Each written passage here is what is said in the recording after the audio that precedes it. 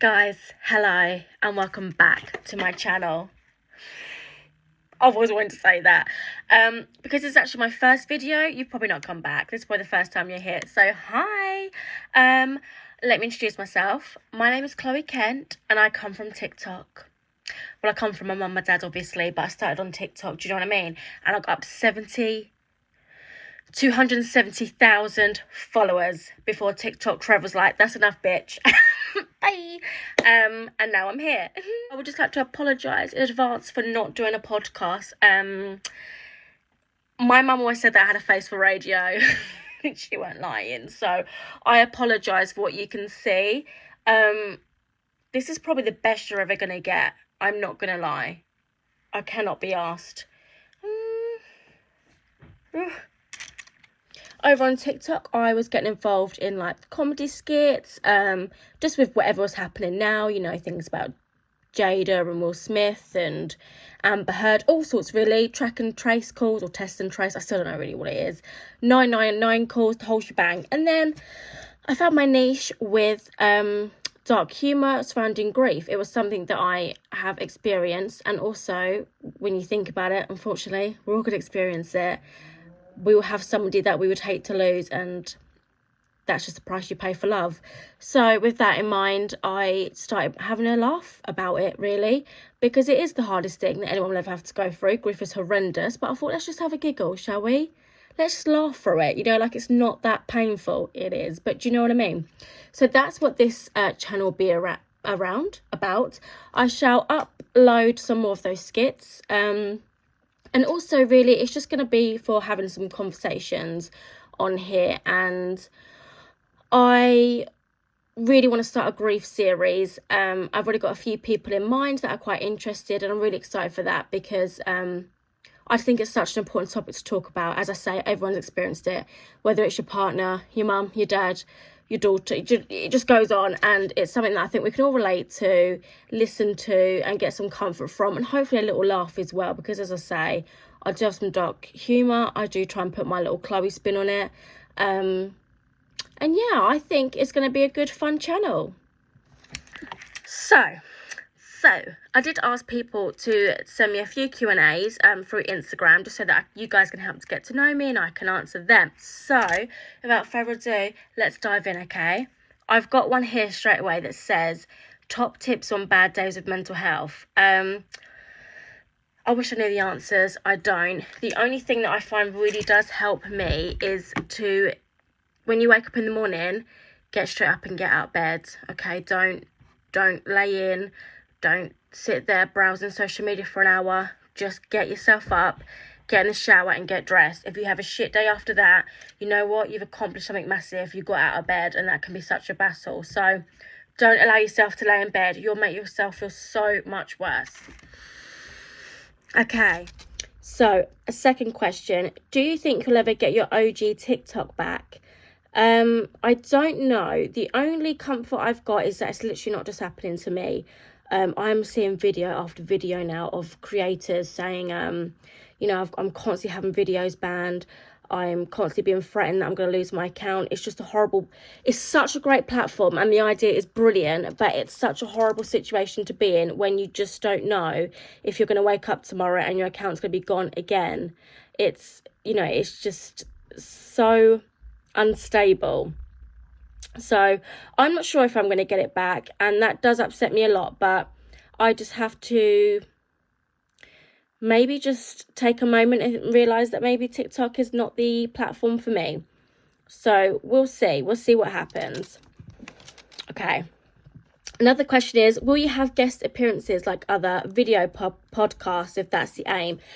So yeah, for the grief series, I want to talk to somebody different every time, just to try and listen to like their version of how grief was for them, who they've lost, how that impacted them, how they've coped, things like that. So yeah, so for that series, definitely there is going to be a few guest appearances, and some really exciting ones, I think. So not to blow my own trumpet, but you're going to want to watch it, okay? I've got one here that says, show us your mum, she'll love to be in a video. So before I do start the grief series, I'm going to start with myself. So I'm going to talk a little bit about mum in my next video, before we start kicking off with chatting to everybody else. So mum, in all her glory, in the urn behind me, is going to make an appearance, guys. I promise. Okay, another question says, where do you get your humour from? Was it your mum? So yes, a little bit. Mum is very dark humoured. Also, I think my humour is like a little bit comes from anxiety. I'm always a worrier. That's just who I am. And I've always felt if I can make someone laugh, I will just feel so much more comfortable. So it just happens. I don't even think about it now. I just am programmed to just make anybody that I meet laugh. And I took that to TikTok. And you know what? It helped me massively. I've had so much fun on there, and hopefully it's not the end of Chloe Kent and comedy. What are your favourite TV shows? Again, they're all pretty much comedy. Roseanne, which started in the 90s, what was written by Roseanne Barr, is so unbelievably clever and funny and relatable. It's such a heartwarming program. If you don't know about Roseanne, it's basically about a blue-collared family in Illinois, in America, and they just struggle. They're quite a big family, but they don't really have a lot of money between themselves. But you know what? They're just going to have fun and enjoy life anyway, because shit happens. You can't all be millionaires. And it's such a heartwarming show, and you do see them battle lots of stuff, lots of money problems, lots of family problems, but the way they tackle it is so funny. It's one of the best things I've ever seen in my life. So Roseanne, it used to be on Paramount. If you want to watch it, YouTube it. It's unreal. Secondly, I love Big Bang Theory and Friends. I think they're both so clever. Also, Big Bang Theory is ridiculously clever. I have no idea what they're talking about in Big Bang. They could be making it up. I mean, what is mass? Like, what's that thing? What's the black hole? What's an atom? Do you know what I mean? I have no idea. But what's a black hole? It's turned weird. But, you know, it is clever. It is good. I love it. I also love, Friends is just brilliant. It's just so, like, easy watching. Like, I remember if I had a bad day, or my dad or stepmom, anyone had a bad day, we would just come in and just put Friends on the telly and just chill out watching that for an hour. Like, no one spoke, but we would just watch Friends, and, you know, the world would be fine. As long as we could catch up with Friends. And then more recently, I think The In-Betweeners was just brilliant. That was such an easy watch. And I think it's the next biggest one for me after Roseanne would be Gavin and Stacey. It's just so beautifully written. You just...